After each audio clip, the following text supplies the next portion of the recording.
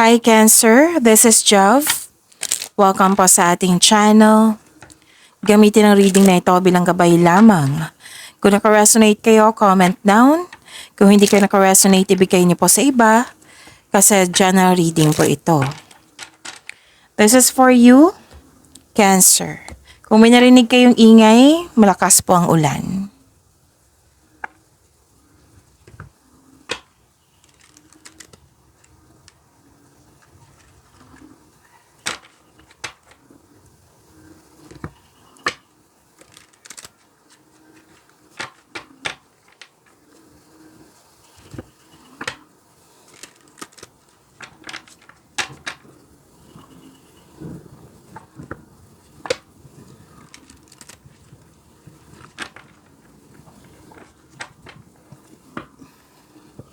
Para po ito sa iyo, Cancer.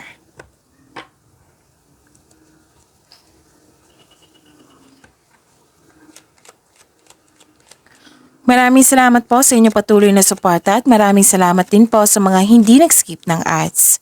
Sa mga hindi pa nag-subscribe, subscribe na po kayo at click bell notification para malaman nyo na may bago tayong video. Para sa mga gusto magpa-reading, comment po kayo ng personal reading. Again, comment kayo ng personal reading and check my reply sa comment section.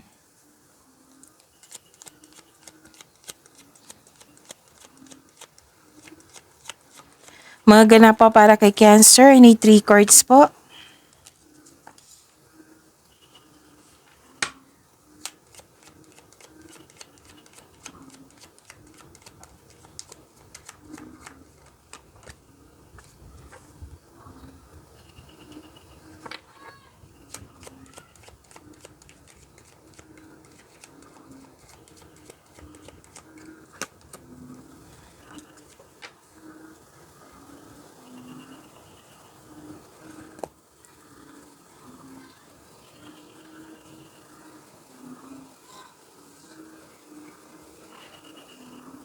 Cancer, mas lumawak yung bisyon nyo sa buhay. Mag-ingat lang kayo sa kasi may nakita ko ditong mapanlinlang, hindi nagsasabi ng totoo. May temptation, tuso, mandaraya, pwedeng rivalry ito, kompetisyon, pwedeng may temptation ha, so ingat. Pwede din na may tutusin yung desisyon or tungkol po ito sa third party concern. May malaking influence ang isang lalaki sa araw na ito. Nakikita ko rin dito na may concern kayo sa mahirap kausap or sobrang stricto. Pwedeng may nangyaring delay sa hinihintay nyo. Pwedeng delay sa paggawa ng aksyon, delay sa paggawa ng desisyon.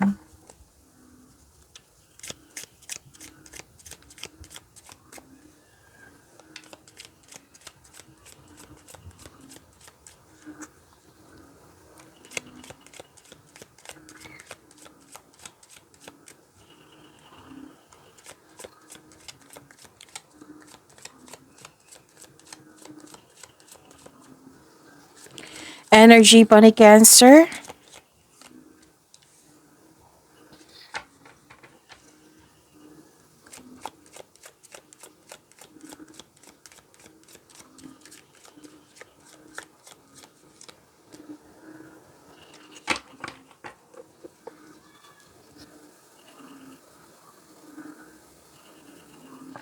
Kung may narinig kayo or may nakita kayong repeating message, meaning to say pinupush ng cards niyo yan. Like for example, nanood kayo sa isang video reading natin na June 5, 2025. Tapos ngayon, tapos may napansin kayo na repeating message. Yan po yung pinupush ng cards na kailangan nyo bigyan ng atensyon, solusyon at aksyon kung maaari po. So, ano yung energy ni Cancer?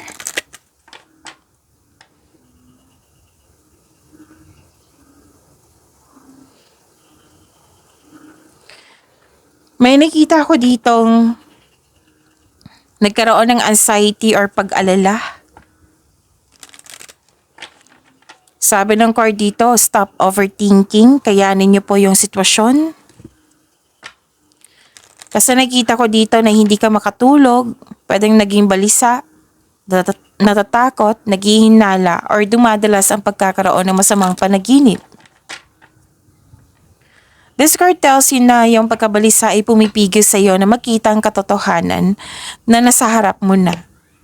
Ang stress ay isang normal na bahagi ng ating buhay, ngunit kailangan mo itong labanan sa pamamagitan ng pag-unawa.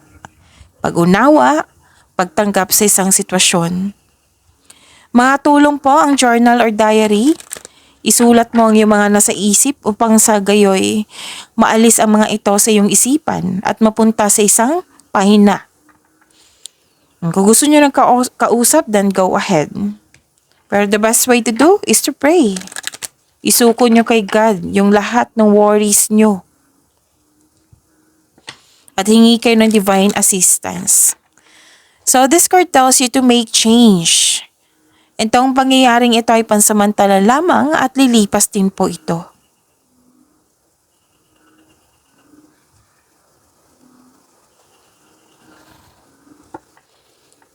Pwede din may hinihintay ka dito. Pwede may sacrifice.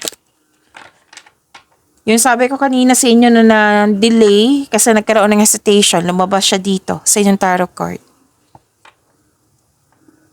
Pwede din pinagpaliban. May parating na pagsisikpisyo or pagsusuko, bagamat ihandang sarili kung karapat-dapat po ito. Nag-iisip ka dito pero hindi gumagalaw. So yan ha, nagkaroon ng pag-antay or delay. So this card asks you to try to invest your time wisely while you wait. Kailangan nyo magkaroon ng time for reflection.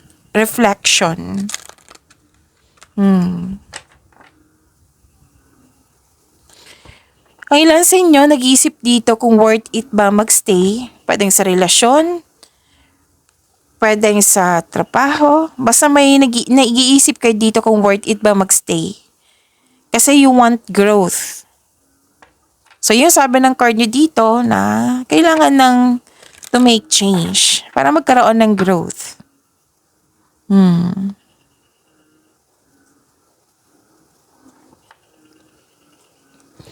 Kung sa tungkol ito sa hinihintay nyong delay, na nagkaroon ng delay, habaan ng pasensya.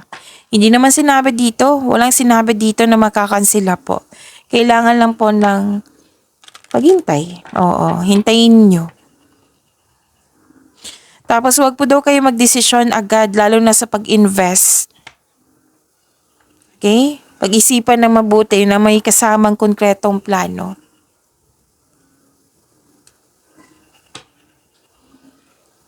So this message is from Angels, Archangels, Guardian Angels, Spirits Guide, 3030, Embrace Transformation. Embrace transformation. Your future is bright as you evolve and grow. Transformation, changes. Yung sabi kanina, so nag-clarify siya dito. Make change para magkaroon ng transformation, pagbabago.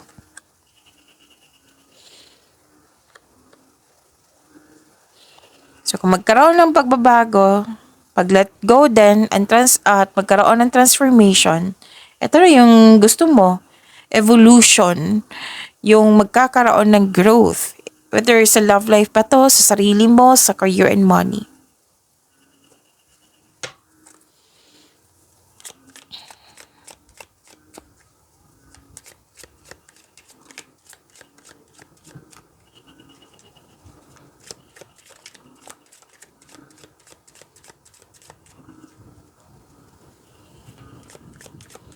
Career and money po ni Cancer.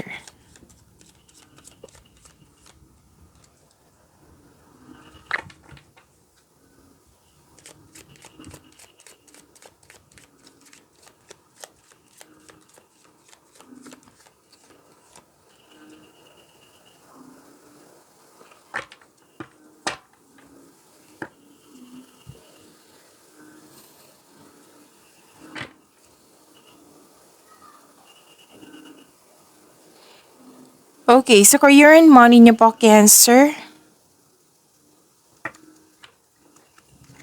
Emotional offerings. Oo, may parating din na offer. May parating na offer, new opportunity. Pwedeng project din ito. Nagbibigay sa iyo ng excitement. Bibigyan mo ito ng agarang aksyon or reaksyon, agarang plano. Kasi you are very excited. Marahil lang yung boss, amo, or nag-offer sa iyo ng much needed support. Pwede din pagtaas ito ng posisyon or sweldo. This is promotion. Pwede yung kita, pagtaas ng kita. Kung feeling mo stagnant kayo ngayon, open your mind to the inspiration. Kailangan mong enjoy mo yung mga ginagawa mo. Okay? Good news is on the way.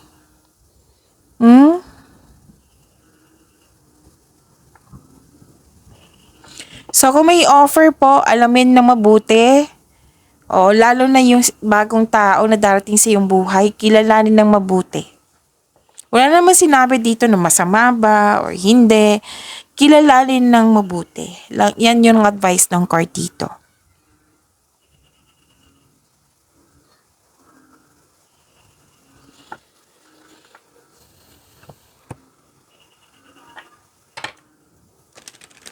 So this is successful completion.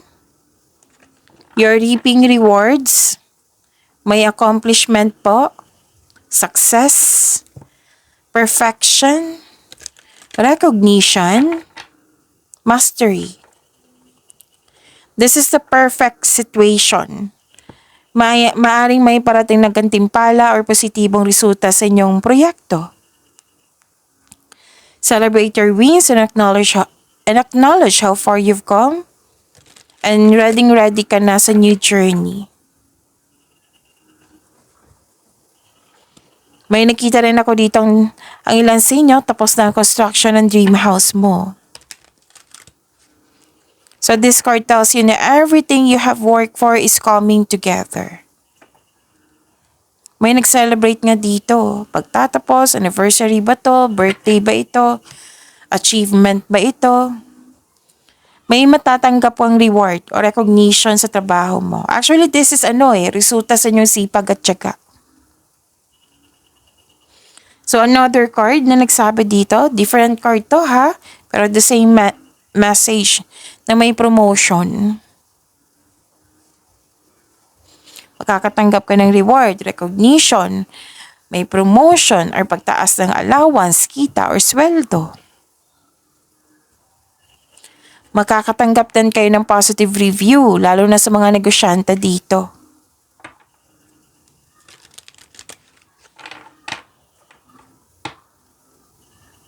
Okay, so claim this. Ang ganda po na career and money nyo.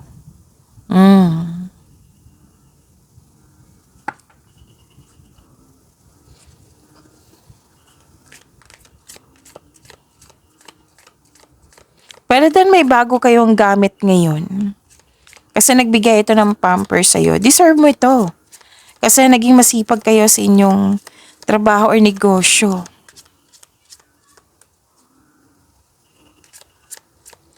So yung yung sabi ko kanina sa inyo, dalawang card kasi nagsabi dito na kung may tao na may nag-offer sa iyo na basta may tao, kilalanin ng mabuti. Okay? Take your time, huwag magmadali. Take things slow, kilalanin mo muna. Kasi may nakita kong proposal dito, aminan, proposal. Kilalanin or alamin. Okay? Alamin, pag-isipan na mabuti kung karapat-dapat pa. Kasi, binigyan mo ng agarang aksyon. Kumbaga speed, mabilis. Mabilis na aksyon, mabilis na response.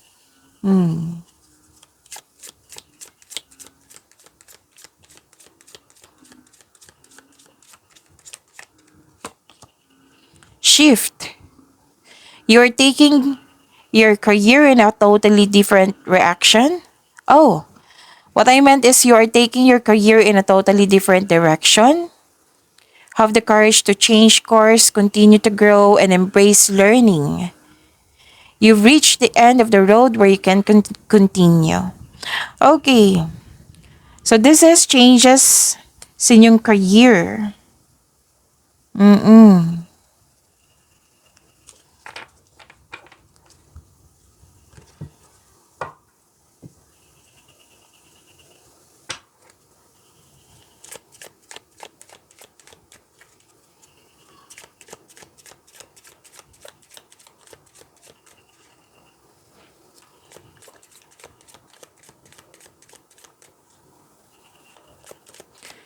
Love life, self-love, partnership, and romance ni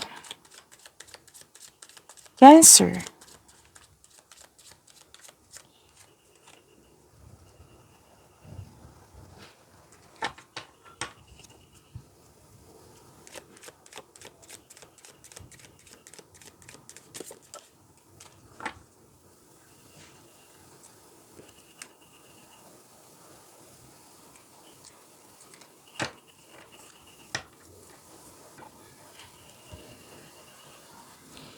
Okay, so love life niyo po, self-love, partnership, and romance. Inalagaan kayo or inalagaan mo siya? Or pag-aalaga to sa connection nyo?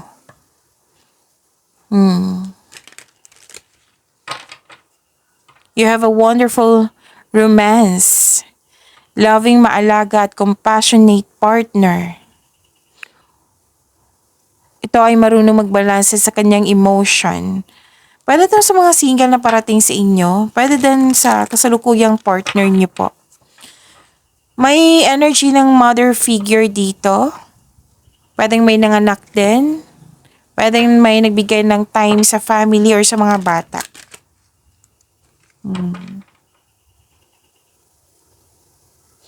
So some of you nag-enjoy sa pag-spend time sa bahay.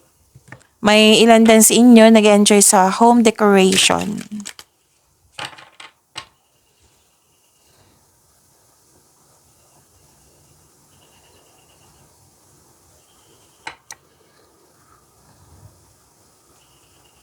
Okay.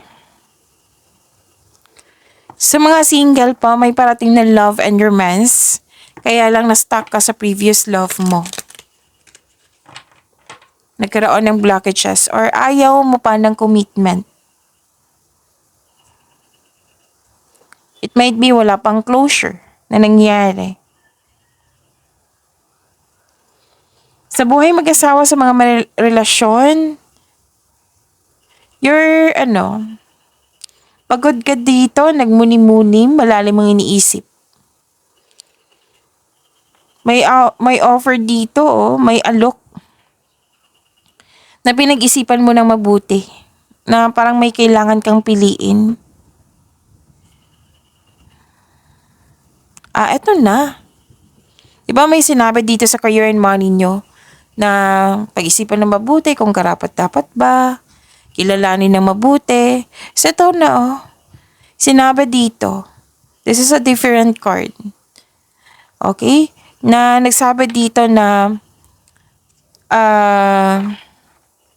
kaya ka natagalan sa pagpili, sa paggawa ng desisyon, kasi ayaw mo na magkamali. Gusto mong siguradong sigurado na.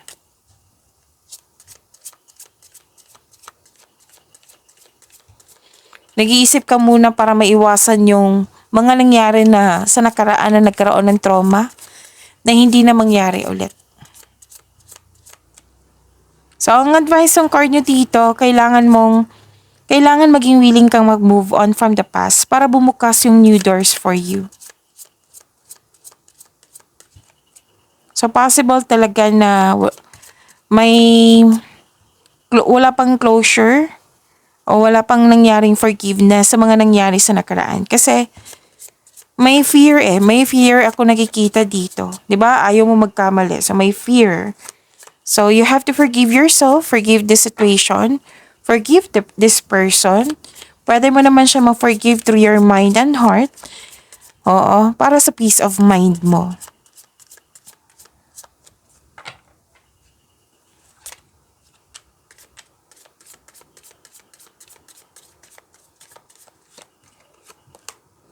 Anticipation. Embrace the sweet anticipation of love's arrival in your life. It's coming. Wow. Pagyamanin niyo po yung blessings sa binigay sa inyo, Cancer. See you tomorrow. Maraming salamat po.